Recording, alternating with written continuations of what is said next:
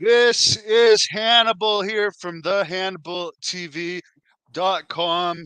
The Mancini and Roma Nation is in the house already, and we have former WWE wrestler. He's wrestled everybody.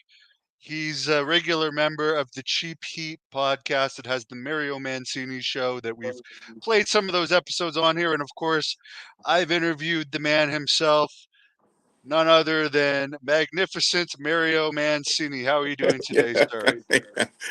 Good, Hannibal. Nice to be on again. It's been a while. Yes, and we talked about this just before going on. Paul Roma, he is going to be in Napanee 1 week from tonight, watching your back in this big six-man tag match. But he had something come up with his daughter tonight, and of course, family first. But he Yes, will be in Napanee next week, right? yes, he will be, as When was well the as I'll last time? be. Yeah, of course. You let's talk about this match to start things off. As Mike says, you're the man. I mean, Thanks, you've Mike. taken beatings from the best, and you've dished them out from the best to the best as well. And I was asking you about this before we went on because when I was interviewing you, you were saying you were retired. You have your Paradise Alley Pro Wrestling School. You're not wrestling again. How the hell did Jack Kilby convince you to get in the ring again and come all the way to Canada, Napanee, Ontario?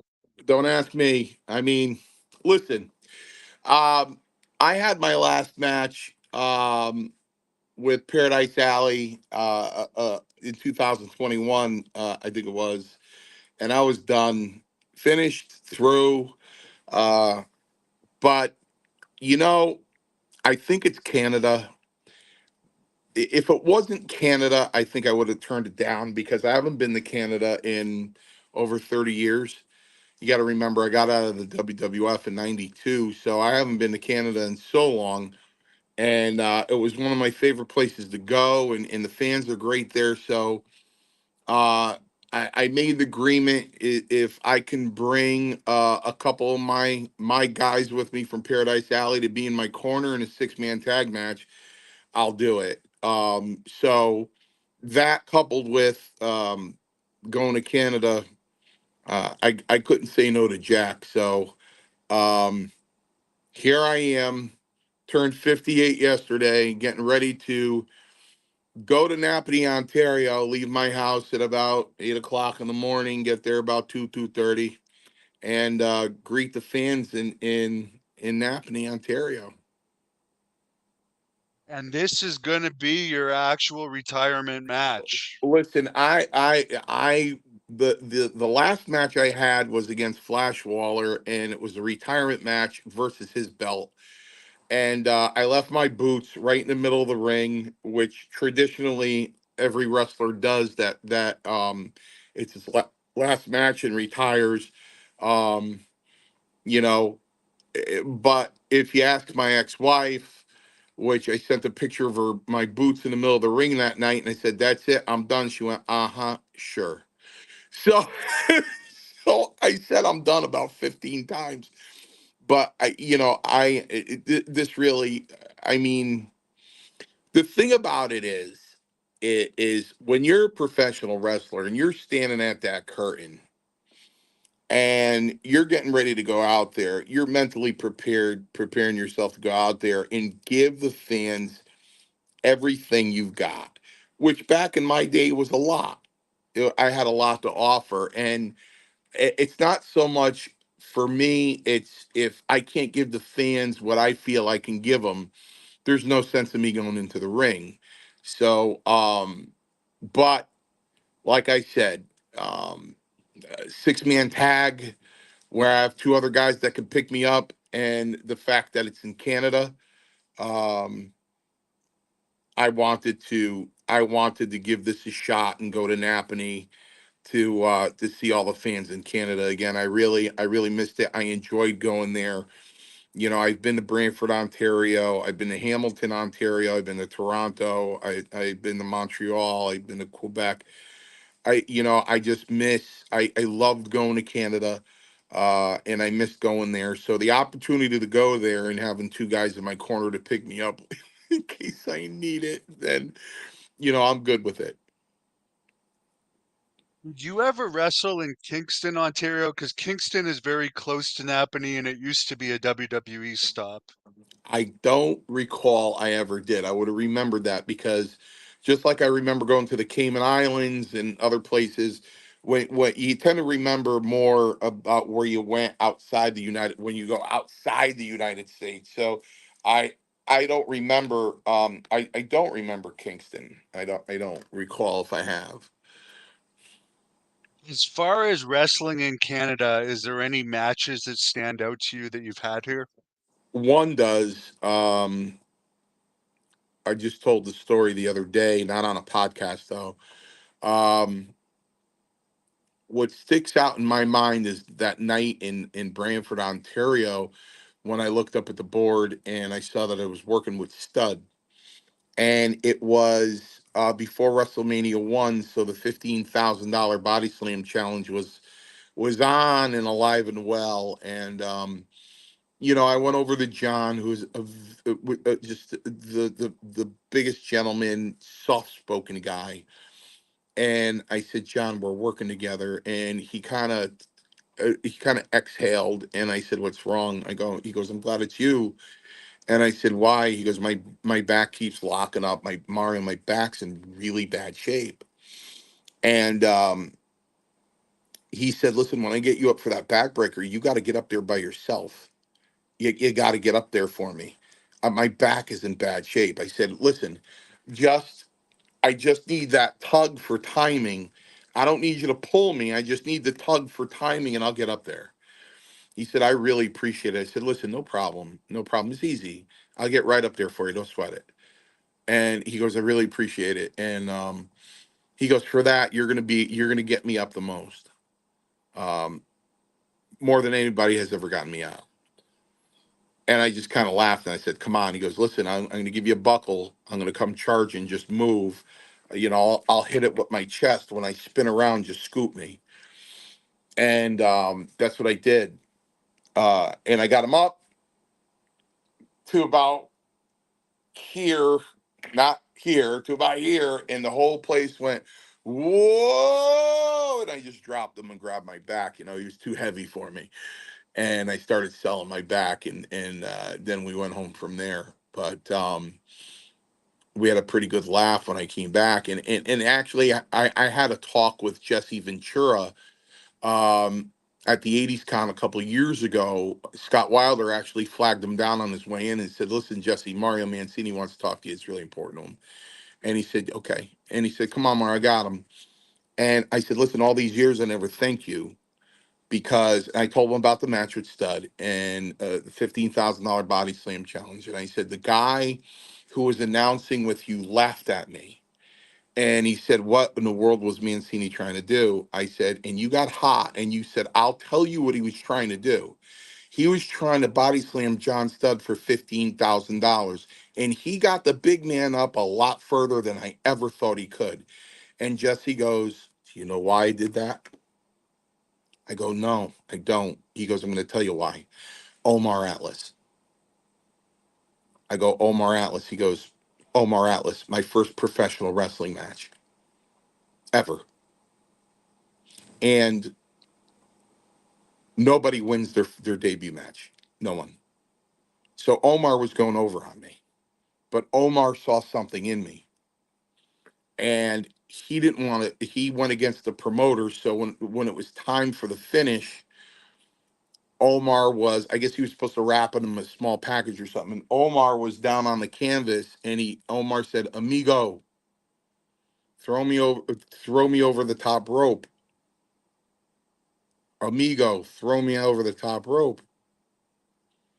So Jesse threw him over the top rope, and he got counted out. And he said, I'll never forget that. He goes, so I do the best I can to get the jobbers over the best I can. Even though they're doing a job, I'll do what I can to get them over because Omar Atlas could have pinned me in the middle, and he didn't. I've heard him tell that story, so you're definitely telling the truth there. Yeah. You posted this picture not too long ago where Honky Tonk Man looks really angry. Could you tell us at all about the background of this picture? That's you on the right for anyone that doesn't recognize Mario without his glasses. Yeah, well, I that was at the New England Pro Wrestling Hall of Fame, and we were telling war stories and talking about guys. So I forgot who I was telling them about, but you know how Wayne went on those shoot interviews and just killed everybody, right?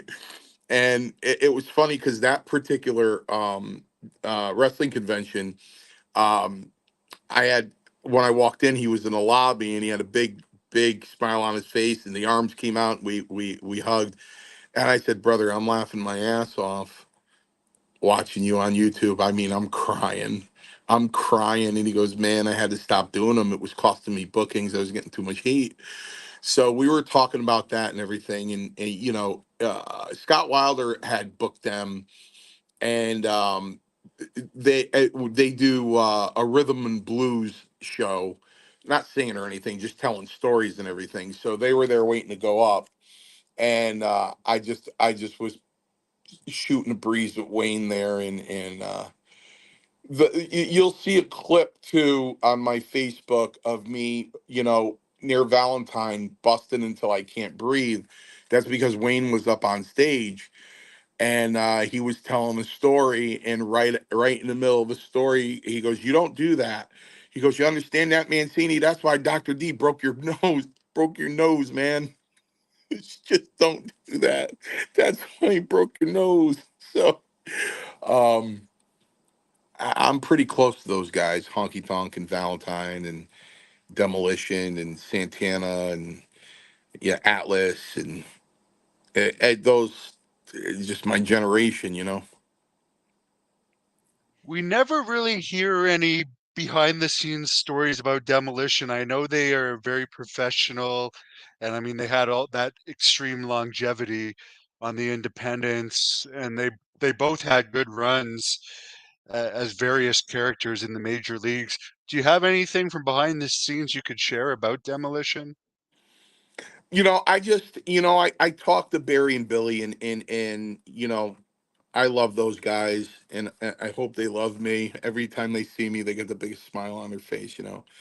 And last year, a couple of years ago, there was a downtime at the 80s con in Jersey. As you know, these things are front loaded, from 10 o'clock in the morning until like 2 o'clock in the afternoon. And then after 2 o'clock, it seems like from 2 to 4, it just becomes a cemetery. So I had some downtime, and I walked over from my table, and I was talking to Billy and Barry, and I had something to tell Billy my entire time I knew him that I never did, that I told him that night and that afternoon. And I said, "Billy, I need to tell you something." And he's like, "Yeah, go ahead, kid. I'm always, no matter how old I am, I'm always kid. Go ahead, kid." I said, "You're the best technical wrestler I've ever seen in my life. I've never seen anyone better." I said, I'm going to tell you something right now, Billy. I was in the New Haven Coliseum in 1981, third row on the floor. You and Bob Backlund, you guys didn't throw one kick or one punch. That was the most amazing wrestling match I've ever seen. I go, I can't, the moves, I couldn't even comprehend what you guys were doing, your moves. And I was 15 years old. You know what I mean? So that was 2 years before I even started wrestling school, or even I had the desire to be a professional wrestler, but I didn't know I was going to get the opportunity at that time. So he said, "Thank you, I really appreciate that." And then of course the Rita Marie thing was going on with me, and Barry, I think, is pretty ambivalent about the whole thing, but um I think Barry's pretty ambivalent. I think Billy's got, I don't know if he's got an axe to grind, but why those guys aren't in the Hall of Fame or anything. You know what I find out, Hannibal? I find that people that just dealt with Vince McMahon few of them aren't really that bad. I mean, he screwed a lot of guys, but for the most part, some of them really aren't bad. But the Oh, I'm just guy, telling people to give it a thumbs up but and share so we yeah, get lots of but people hearing your stories.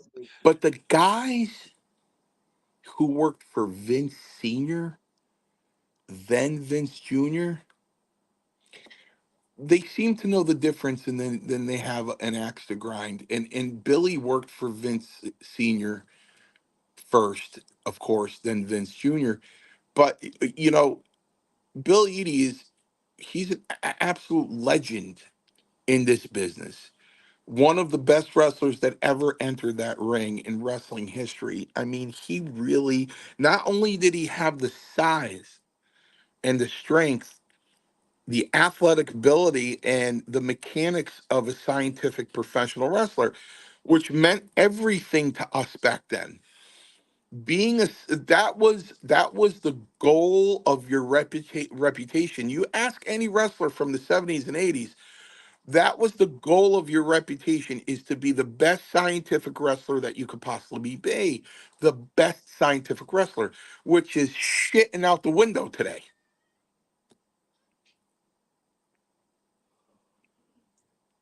That's very true. Here's a good question of a guy that I've interviewed a bunch of times and recently got himself in a lot of trouble. Obviously, mental health issues played a role in it, but were you around Billy Jack Haynes much, or There was wasn't he before your time? there wasn't one time that Billy wasn't smiling. There wasn't one time that Billy wasn't ribbing. There wasn't one time that Billy wasn't making us laugh. You know, there wasn't one time. He had a character that cracked us up, man. Cracked us up. He had a character called Little Billy, and it was a baby learning how to walk for the first time. And he'd go down a little bit in the dressing room. We'd go, "Come on, Billy, come on!" And he'd start like taking these little steps, like almost falling over and shit and stuff. The way he did it was just funny, man. It was hilarious. He was a good guy. He was a good guy. Listen, I don't know if they were true or not. It's like there were rumors going around the dressing room when he first came in, that he did, prior to coming in and becoming a wrestler, he did 7 years for manslaughter. I have no idea if that's true or not. None. But those were the rumors back then. But listen, I don't think there's anyone in that dressing room. I mean, from what I saw when I was in the dressing room with him, that any had any hard feelings toward him, or he had any heat with anybody. Um, I don't know how he conducted his business, but I always, it's just like Hannibal. It's just like they talk about Haku. Is Haku as tough as they say he was? Well, yeah. You think he's the toughest guy in the history of pro wrestling? Uh, yeah. Try to see him angry. Haku's joking, he's smiling, he loves the laugh, he loves the joke. I've never seen the guy lose his temper one time. You know what I mean? He is always a very gentle, just a lovable guy, always smiling and laughing. And for the people out there that know Haku, know that I'm telling the truth. Now, threaten him or have him lose his temper, then that's a different thing. Is it your birthday today? Yesterday. Well, happy belated birthday to you. Yeah, thanks. The You're Guardians. stepping into the ring a week after your birthday. Wow. I told Jack that. I told Jack that. I said, Jack, well, Mario, it's Mario. Mario, you're all. I go, Jack, I'm going in there a week after my 50th birthday. And you know what I mean? Listen, I'm going to give whatever I got left. That's what I'm going to give, whatever I got left. You know what I mean? So, um, I don't know how much I have left, but I'm gonna give what I have left. And it's not when I was 24 years old, guys. I don't have that. I don't have it. Uh, thanks, Richie. I don't have that. So I'm gonna give what I have. Again, There's three factors why I'm going. I love Jack. I think he's a great guy. I think he belongs in the wrestling business. He's a good promoter. He's a smart guy. He's a respectable guy. He respects the business and everybody in it. That's number one. Number two, I miss going to Canada. And number three, I got two youngsters in my corner.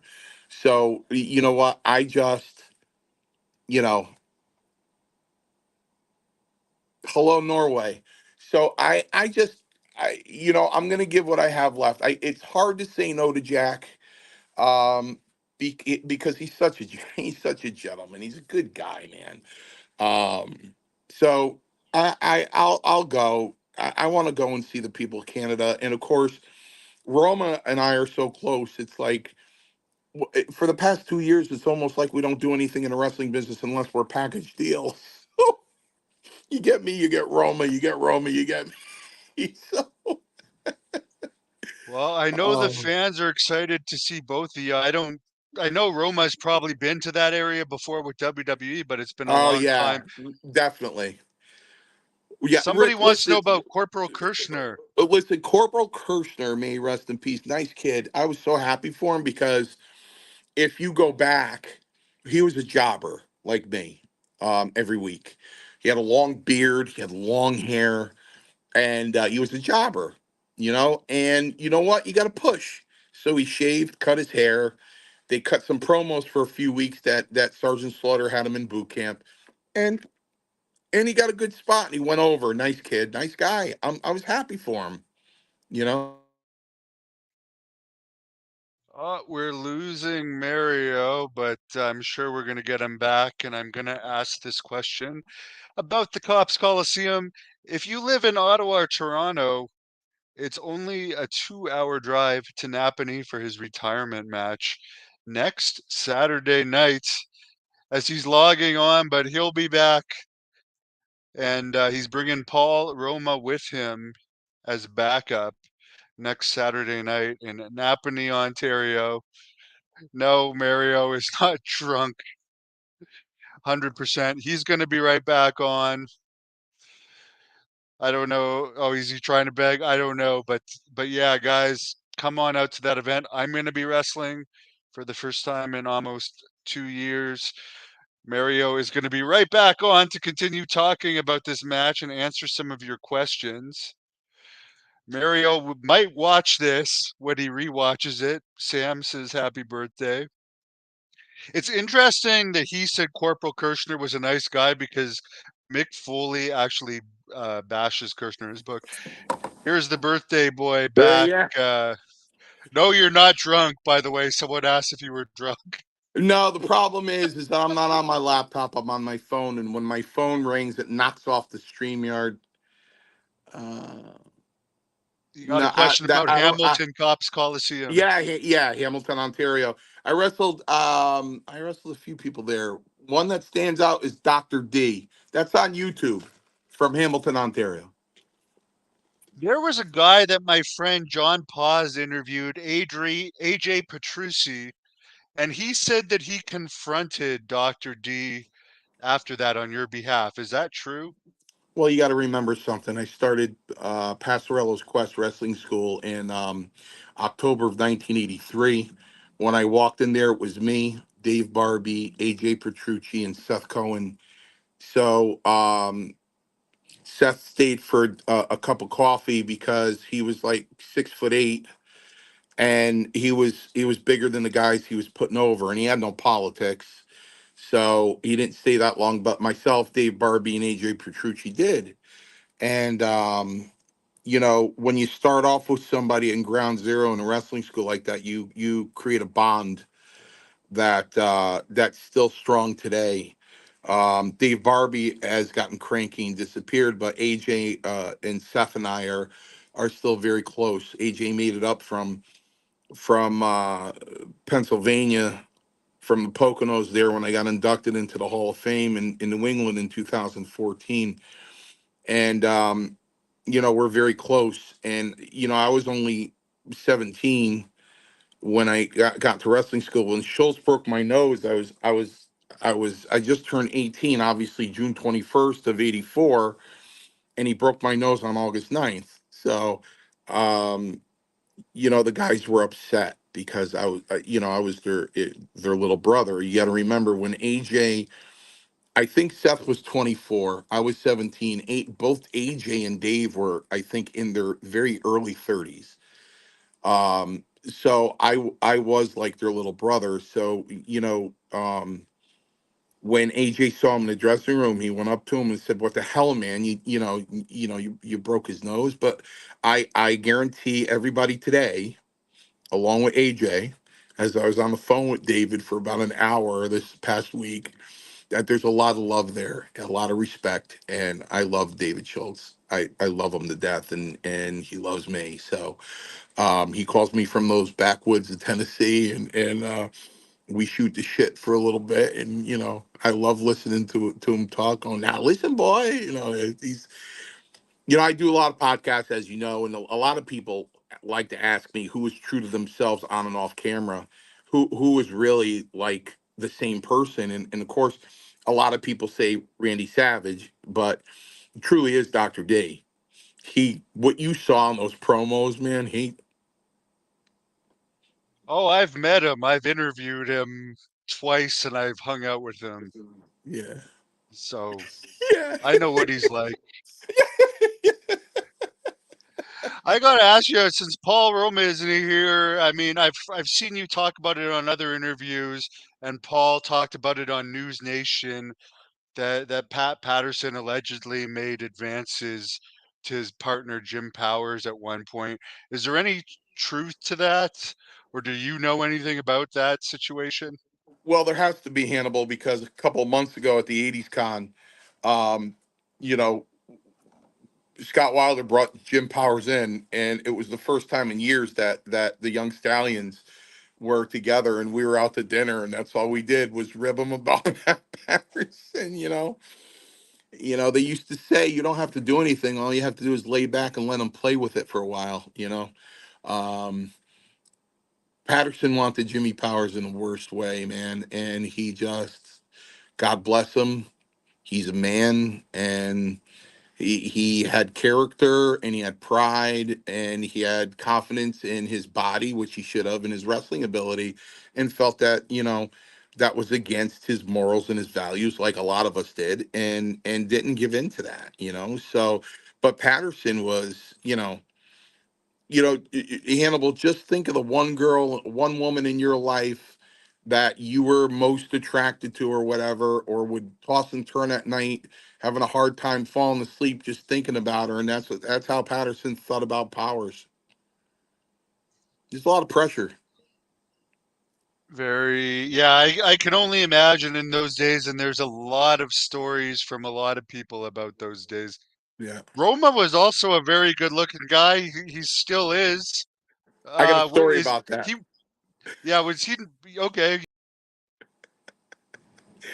So the guy set up Roma in Canada, in Brantford, Ontario. So they set him up. So there were guys in front of Roma, and they gave him the line, hey, you don't have to do anything. All you have to do is, lay back and let him play with for a while. And Roma got hot, hot. And he goes, let me tell you something. Pat Patterson tries anything with me or comes up to me, I'll fucking lay him out. And the guys kind of just sat back, and Roman just kind of looked, and he turned around, and Pat was behind him. He's like, "Hey Pat, how are you?" And he's like, "Good, Roma, how are you?" And just walked away. And I think that's what really deterred Patterson from ever.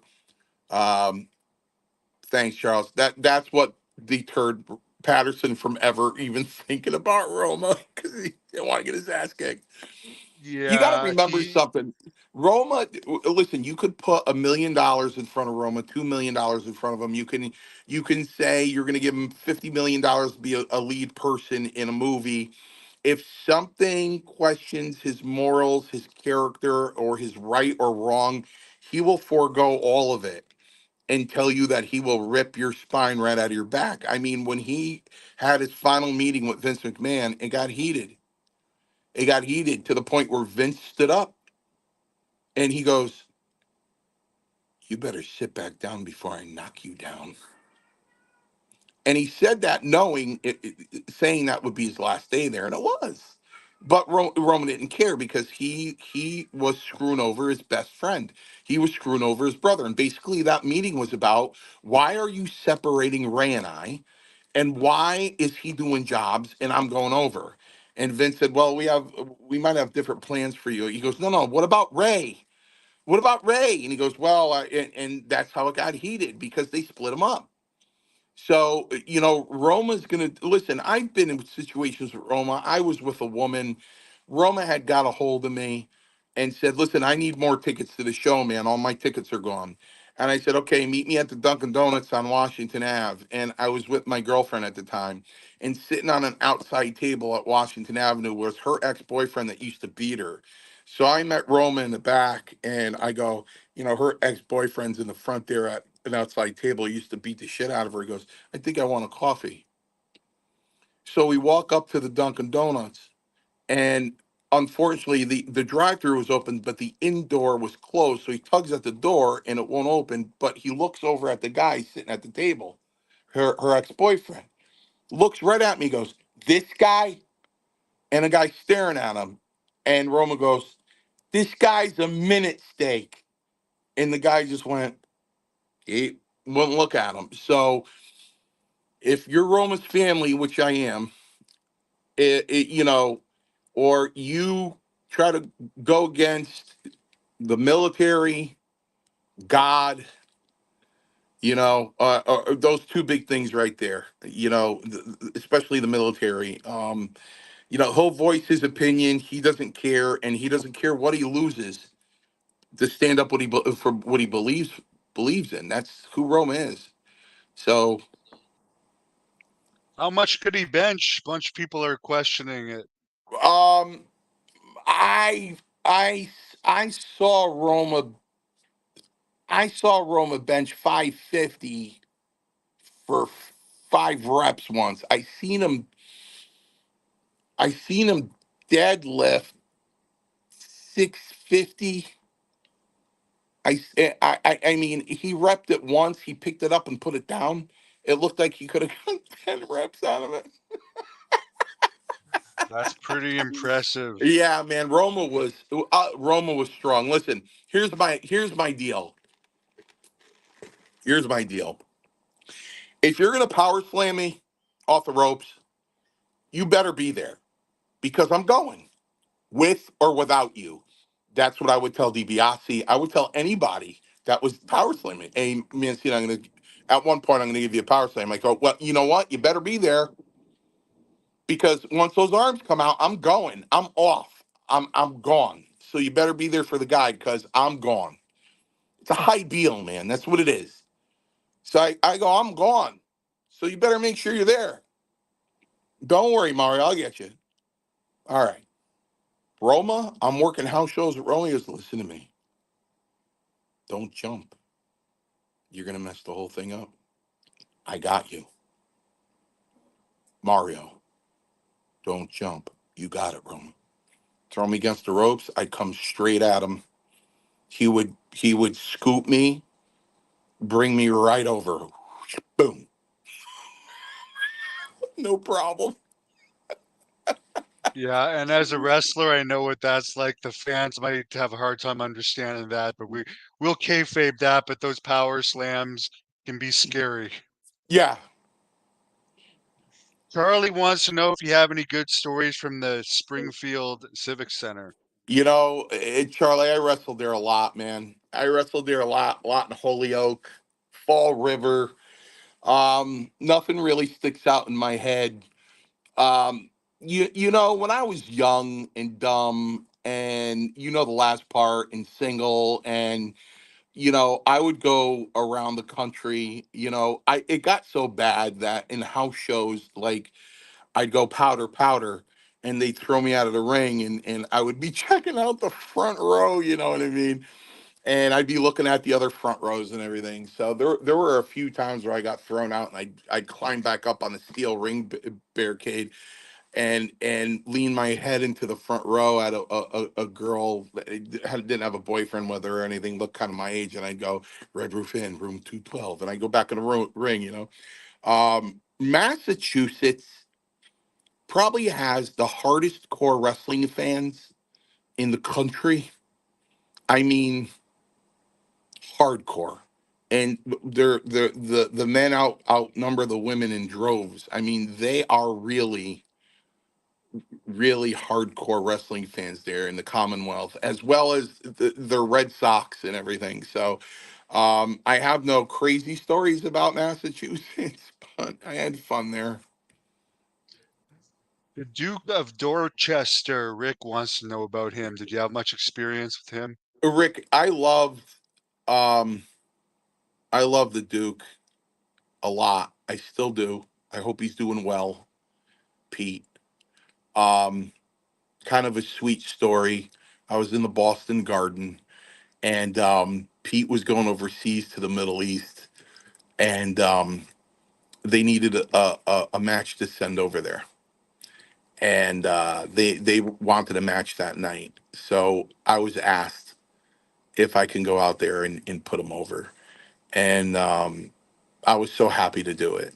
You know, I really sold the shit out of it for him. I put him over like the 4th of July for the Canadians that know what the 4th of July is here. So I really put him over like fireworks, man. I love Pete. And again, Pete was another guy I was watching when I was 12, 13 years old. So I had the most respect for him. And so yeah, I put him over big in the Boston Garden, Pete. He again, funny guy, funny guy. Um you can watch us on Tuesday Night Titans on YouTube. Um we did an episode of Tuesday Night Titans there, and Pete was just a great guy. I love Pete. And I hope he's well. I know he's been battling some stuff, and I just hope he's doing really well. Good guy.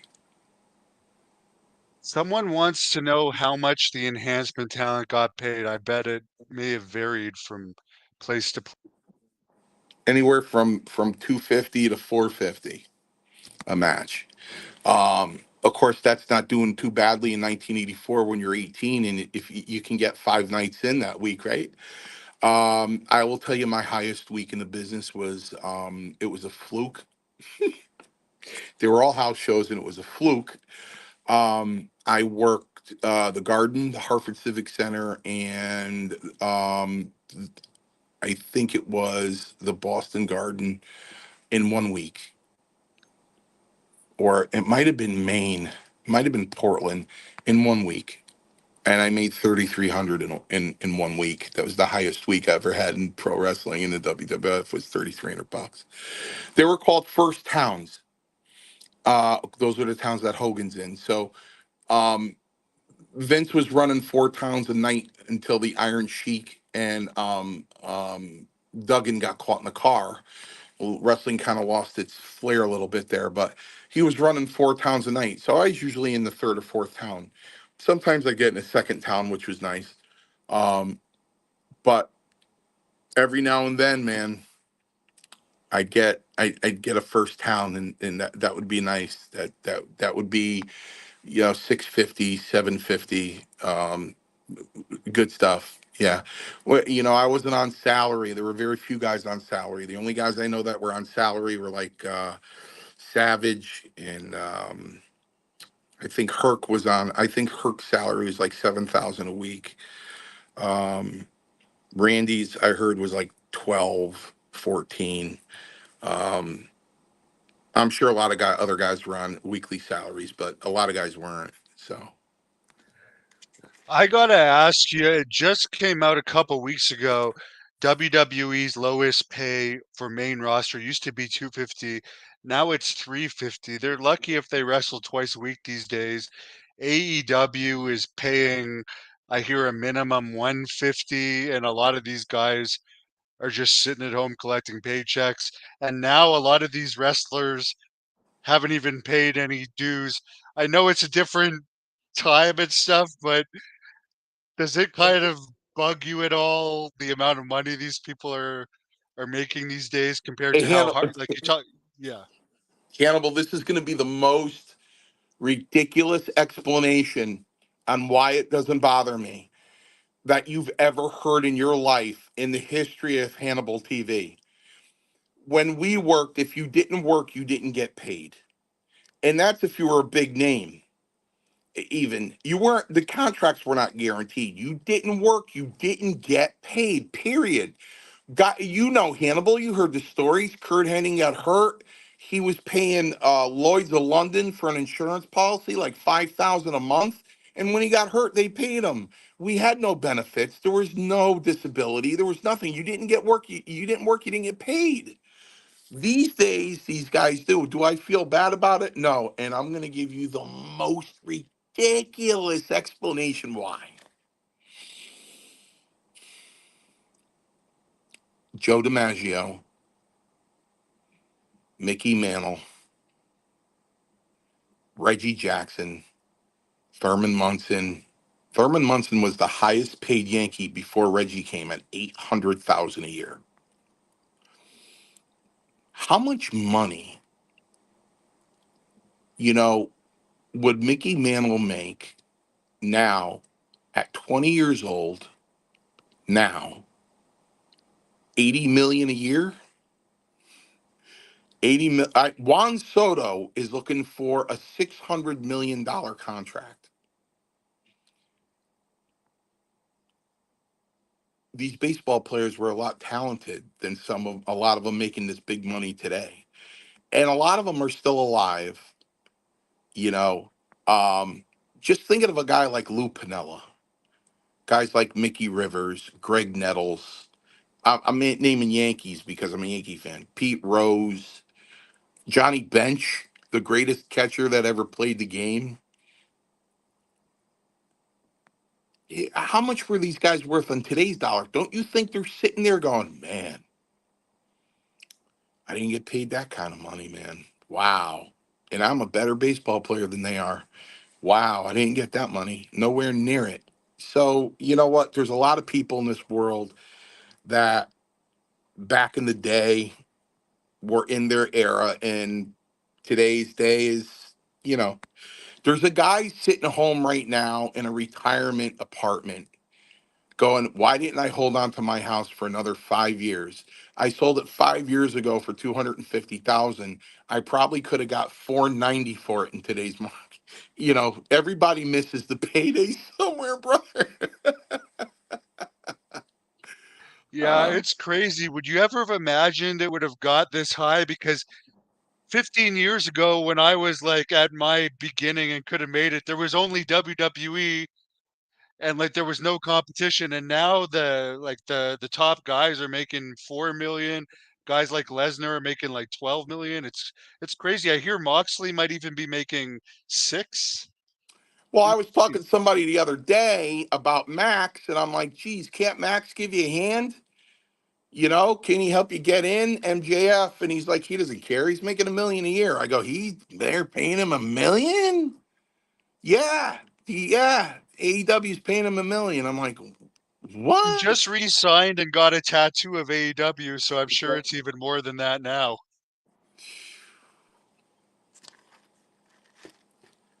I actually heard Meltzer say the difference between MJF and Hogan is that Hogan would help out his friends and MJF, he's more for himself. He doesn't care if his friends get pushed or not, or he doesn't push for them to get hired.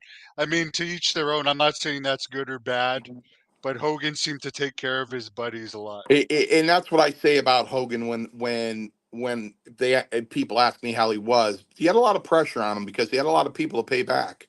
A lot of people helped him, and he had a lot of people to pay back. But I'm not going to mention the wrestler's name. But I saw the text with my own eyes. He was sitting right next to me. Apparently, his new deal. I think you must know this loose cannon '88 guy. Is this Scott Wilder by any chance? No, Anyway, he's saying Max has a 5-year, $25 million deal, which that's a I would man. actually believe. Yeah, I would believe that. But you know what though? Plus, they hired his girlfriend. They hired his girlfriend on top of that. So maybe he did did want someone to get in. I But saw the she is text. talented.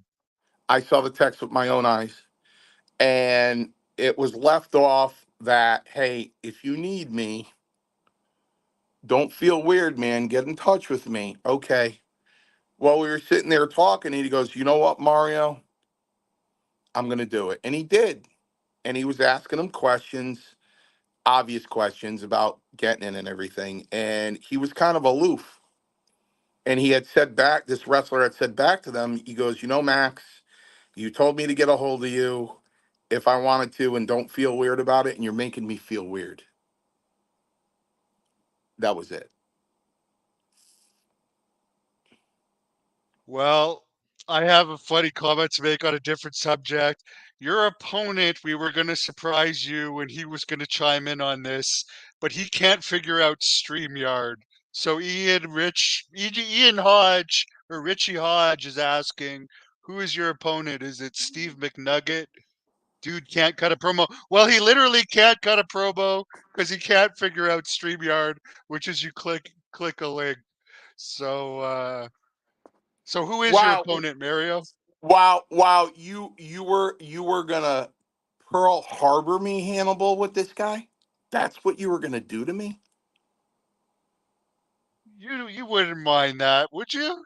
You were gonna Pearl Harbor me with this guy, Bruiser, is the guy with the beard? The big jack guy with the beard. The other guy that came on and said those things about me. You were gonna Pearl Harbor me, Hannibal? Well, I'll tell you what. I'll see you in them there next week. Doing this show, you're gonna Pearl Harbor me like that. Nobody disrespects me like that. I guess he didn't want me to bring the bruiser on as a surprise. Jack, I hope I hope you can I'm sorry, Mario. I didn't realize you were gonna get upset about it. You and Paul, I mean, they're supposed to be in Napanee next Saturday. I honestly didn't mean to offend him by that, and I'm sorry, guys, that he's now cut it short. We had like another 13 minutes planned here.